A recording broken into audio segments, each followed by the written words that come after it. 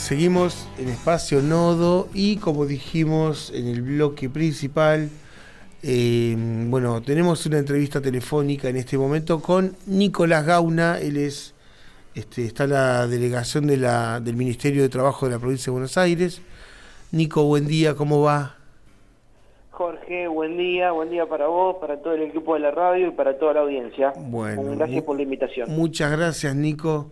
Aclaro, Nicolás se recibió de abogado, es de esta universidad, se recibió en la UNOVA, así que nada, para nosotros también siempre un orgullo y que esté cumpliendo una función pública, sobre todo en el Ministerio de Trabajo de la Provincia de Buenos Aires, es muy bueno porque, bueno, nada, la importancia de la universidad pública en la región, ¿no es cierto? Exactamente, sí. Así que Sí, la bueno. UNOVA es mi casa y ha sido un faro para mí y para muchos de mi generación que han sido los primeros universitarios de su Primera familia. generación universitaria, tal cual. Bueno, Nico, muchas gracias. Nada, un poco la idea es, estoy acá con un compañero también que trabaja en la UNOVA, está en el campo experimental Las Magnolias de la UNOVA. Y bueno, nada, un poco la idea era charlar sobre, bueno, la novedad de la semana pasada, que fue el fallo a favor de la presentación judicial que hizo la CGT, ¿no es cierto?, a favor de los trabajadores y en contra del gobierno, para decir de alguna manera. Como por ahí, Sí. digo, tratando de hablar un poquito de qué se trata el fallo o en qué beneficia a los trabajadores y en qué perjudica a la presentación del gobierno nacional, ¿no? Bueno, sí, primero Jorge, déjame aclarar que en realidad no perjudica al gobierno, sino que lo que tiende a hacer la resolución judicial es cumplir un poco con la manda de la Constitución Nacional, Sí. en el artículo 14 bis, que lo comentábamos en la invitación anterior. Nosotros veníamos anunciando que la ley de modernización laboral chocaba contra los párrafos de ese artículo, los primeros, por supuesto los primeros dos, el primero y el segundo, que hablan de los derechos individuales del trabajador y los derechos colectivos en el segundo párrafo. Sí. Entonces, eran algunas modificaciones, eran incumplimientos flagrantes a la Constitución Nacional y sobre todo también a los principios del derecho laboral que se consagran en ese artículo, como primera medida. Entonces, no, en realidad no es contra nadie, sino que lo que tiende a hacer es a cumplir con la manda de la Constitución. El segundo punto que es interesante aclarar, Jorge, es que se trata de una medida cautelar a pedido del equipo de abogados de la CGT, de la Confederación General de los Trabajadores a nivel nacional, que tengo el gusto de conocer también, y decirte que, para explicar un poco también a la audiencia, que una medida cautelar no resuelve el fondo, es decir, no anula la ley de modernización laboral, sino que suspende la aplicación de forma provisional, es decir, no es definitivo, sino que hay que esperar la resolución definitiva de la justicia. Esto suspende momentáneamente la aplicación de los artículos por considerar que la vigencia de los mismos puede causar un perjuicio, un daño irreparable a los trabajadores, ¿se entiende? Es decir, un trabajador que es despedido con esta ley va a causar un perjuicio irreparable que después no va a poder ser subsanado en el fondo de la cuestión, que sería la sentencia. ¿Se entiende lo que digo? Sí. La medida cautelar no resuelve el fondo, sino que es un remedio judicial muy importante, por supuesto, que su principal fundamento o sustento jurídico es el peligro en la demora. Es decir, el juez Ojeda entiende que la continuidad en este momento de esta reforma laboral en esos artículos causa un daño irreparable a los trabajadores y trabajadoras argentinos. Nico, buen día, Adrián te habla. Buen día. Uno de los primeros revés que tuvo la ley esta fue el tema de las indemnizaciones, ¿no? Bueno, sí, entre otras cosas, la medida cautelar suspende la aplicación del tan mencionado FAL de estos últimos tiempos, que era este Fondo de Asistencia Laboral, que sustituía las indemnizaciones laborales con un fondo a través de un aporte que iban a hacer las pequeñas empresas en un 2,5% y las grandes en un 1%, que luego se descontaba de los fondos previsionales, es decir, de la plata de los jubilados, que iban a financiar los despidos a través de sus cajas. Sí, Eso con la medida cautelar de la CGT se suspende la aplicación, que es una de las cuestiones más importantes. También agregar en ese punto y en la parte individual que también suspende la aplicación del banco de horas.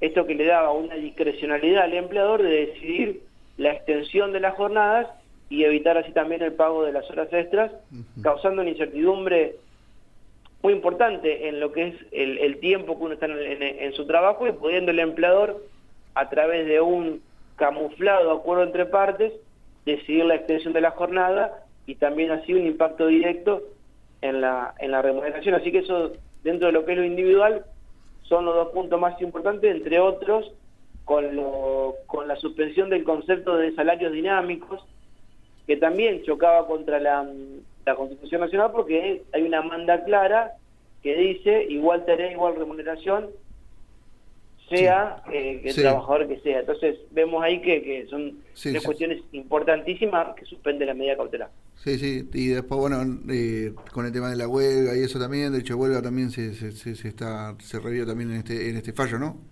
Sí, en la parte colectiva, sabés que en la ley de modernización ampliaba las actividades esenciales. Sí, de una manera bastante grosera, porque la OIT ya lo tiene definido, esto amplía, y esto, el efecto que tiene es que se debería asegurar al menos el 75% de los servicios en esas medidas esenciales, es decir, que la huelga en esas medidas esenciales no tendría ningún efecto, y lo amplía a actividades que incluso la OIT no considera esencial.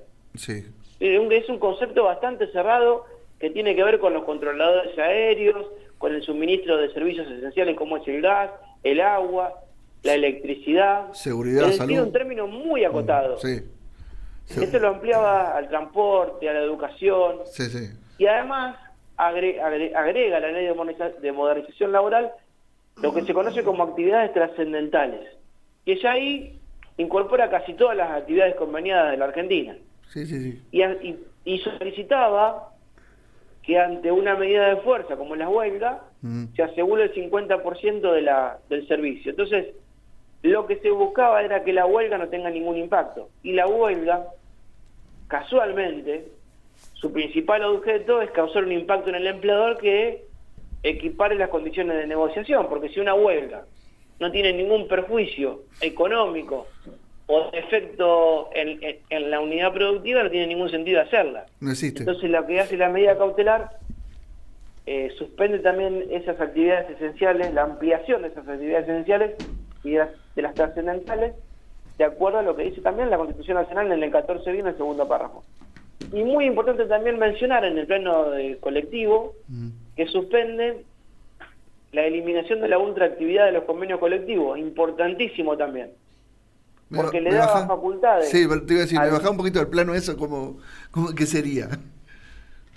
Bueno, los convenios colectivos que negocian sindicatos y empresas, ¿no? Sí. Tienen cláusulas que se dan en la negociación, es decir, escalas salariales, beneficios para los trabajadores, puede ser también reducción de jornadas, fueros, beneficios para los trabajadores.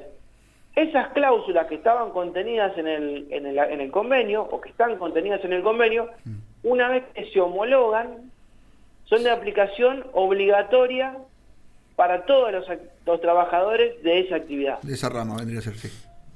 ¿No es así? Esas cláusulas tenían un vencimiento, o el convenio mismo tiene un vencimiento, que producto de esa negociación.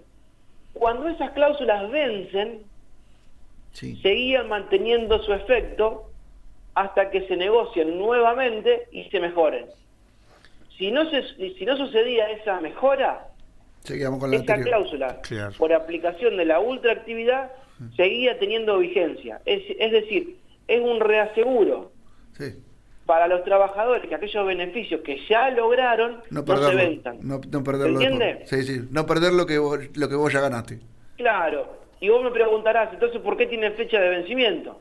Sí, porque el vencimiento de la cláusula te habilita a negociarla. Sí, para así siempre tener un mejoramiento a lo que venís haciendo. Claro, lo que ya tenemos podés ir modificando para mejorar, no para perjudicar. Para mejorar, y que además el representante de las cámaras, el representante de las empresas, tengan la obligación de sentarse a negociar. No de acordar, porque no obligan a acordar, pero sí de sentarse a negociar. Entonces, esa era la lógica del vencimiento por aplicación de los principios de derecho del trabajo. Entonces, no vencían. Ahora, con la eliminación de la ultraactividad, esos beneficios quedan a tiro del vencimiento, porque la Secretaría de Trabajo de Nación podía obligar a los sindicatos a negociar cláusulas que ellos decidan que vencen. ¿Me explico? Porque todas las cláusulas de los convenios entraban con el fin de la ultraactividad, vencen. Entonces te obliga a negociar de cero cuando el Ministerio de Trabajo de la Nación lo decida. Sí, además volver a... Una clara intromisión. Exacto, y volver atrás todo lo que ya tenía que volver a renegociar lo que tenía, más lo nuevo, una cosa así. Claro, y aparte de una decisión discrecional del Ministerio de Trabajo de la Nación. Sí, que él decide lo que quiere él. Porque entonces, claro, y va contra la lógica de incluso de las banderas de este gobierno, porque hablamos de la libertad, y la negociación también tiene que ser libre. La libertad de... ¿Qué se tiene que meter el Estado en la negociación entre un sindicato y una empresa? Tiene que entrar la única función del Estado era homologar. O conciliar en la diferencia. O conciliar la diferencia en los conflictos. Pero no así en decir qué negocian y qué no. Es la libertad sindical la que está afectada en ese punto, que también está consagrada en la Constitución Nacional. Es decir, el incumplimiento era terrible, notorio. Entonces también lo suspenden. No, bueno, volviendo en términos generales, la justicia la verdad que sorprendió, porque por ahí uno que viene participando, nosotros como gremio, como desde nuestra federación madre, pero también como gremio de base veníamos participando, como muchos gremios, ¿no? Participando de diferentes manifestaciones, marchas, tratando de acompañar todo lo que va surgiendo o se va tratando de hacer. Sorprendió mucho que la justicia dictamine de esta manera, más allá de que uno dice, era la provocación era mucha y por ahí, terminaba siendo por demás. Pero estamos en un momento político del país muy raro, donde lo normal, hoy hay muchas cuestiones que en otro momento no se veían y que hoy son parte de lo normal, ¿no es cierto? Por eso sorprendió. Ya tuvimos grata sorpresa con la Cámara Nacional del Trabajo, con la suspensión también por la misma vía de la cautelar del decreto 7023 al inicio del gobierno de Milei, que también impone una reforma laboral súper regresiva. Lo hace con la ley Bases también, donde se suspenden ciertos artículos, y lo vuelve a hacer la Justicia Nacional del Trabajo en esta nueva reforma, también consagrando la importancia de las confederaciones, más allá de los sindicatos, y en este caso puntual de la CGT, donde la legitima a representar los derechos individuales de los trabajadores. Es decir, la CGT como representante de los derechos individuales de los trabajadores, porque tienen claramente una incidencia colectiva. Es decir, lo individual hacia lo colectivo. Y es lo que hablamos, Jorge, en la entrevista anterior, yo lo vengo diciendo. No existe el derecho individual de cada uno de los trabajadores si no hay una negociación colectiva anterior. Es decir, lo colectivo, es decir, la representación de los sindicatos, en este caso de la CGT, es el que asegura el cumplimiento efectivo y la creación también de los derechos individuales de cada uno de los que trabajamos. Entonces, permanentemente las reformas laborales de estos últimos tiempos buscan romper ese cable entre el sindicato y el trabajador. Y uno existe por el otro. Y es y es una rueda que no se debe interrumpir. Existe el sindicato porque existen trabajadores que se afilian, y existen trabajadores porque existen sindicatos que negocian sus derechos en un pie de igualdad. Y es un círculo virtuoso que se ha mantenido en nuestro país casi en 100 años, y que ha dado muchos resultados. Nosotros tenemos en Argentina una clase media consolidada porque existe justamente el modelo sindical y la negociación colectiva que le permite a los trabajadores tener movilidad social ascendente, que es básicamente ser clase media. Tal cual, no, y además, digo, los beneficios, porque digo, claramente cuando uno, y lo digo porque lo sé, digo, nosotros, hace 2 años o 3 que pudimos conseguir, hicimos todas las gestiones para traer la obra social que pertenece a los trabajadores universitarios, y digo, las obras sociales, la importancia que tienen para los trabajadores, porque si no el sistema público, digo, no todos los trabajadores pueden pagar prepagas, sobre todo con un gobierno como este, por supuesto. Y cómo perjudica a la salud pública, porque digo, si vos no tenés una obra social que por ahí te cubre un poco más, un poco menos, pero te está dando una mano, terminamos todos dentro de la salud pública saturando el sistema. Pasa que en Junín, el hospital está saturado. Tal cual. Sí, exactamente. Pero digo, el gobierno no funciona si hay un equilibrio. ¿Sí? El gobierno trata el gobierno trata, digo, gran parte de la prensa también trata siempre de denostar la parte sindical, ¿no? Puede haber algo de razón o no, digo, cada uno tendrá que digo, si hay pruebas, está la justicia, como siempre se dice. Pero lo que digo es, más allá de eso, el sistema es un sistema que a los trabajadores le viene y al país les sirve, digo, porque cuando fue en la época de pandemia los sindicatos ponían todas sus estructuras, hablando de hoteles, hablando de la parte de medicina también, a disposición para la ciudadanía, para que puedan estar, digo, cuando tenían que estar aislados, lo que fuera, ¿no es cierto? Así que bueno, Nico, nada, para ir cerrando, yo por lo menos de mi parte te quiero agradecer, no sé si te queda algo más para decir, agregar a esto, pero bueno, gracias porque la verdad que está buena la charla y nada, y está bueno que nos hagas un tiempito para nosotros, y dentro de esto que nos sorprende, la justicia falló a favor de la presentación de la CGT, y también días posteriores falló a favor de la ley de educación, de la ley de financiamiento universitario. Exactamente.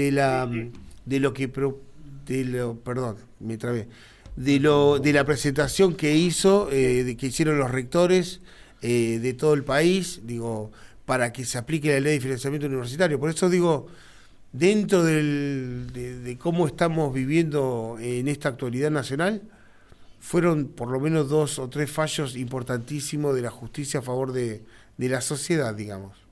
Y es lo que debería pasar en cualquier gobierno, porque es lo que hace a la República la división de poderes. Pero bueno, cuando viste que cuando un poder avanza sobre derechos ya consagrados, está bueno que el otro le ponga el freno, porque justamente es la función de cada uno.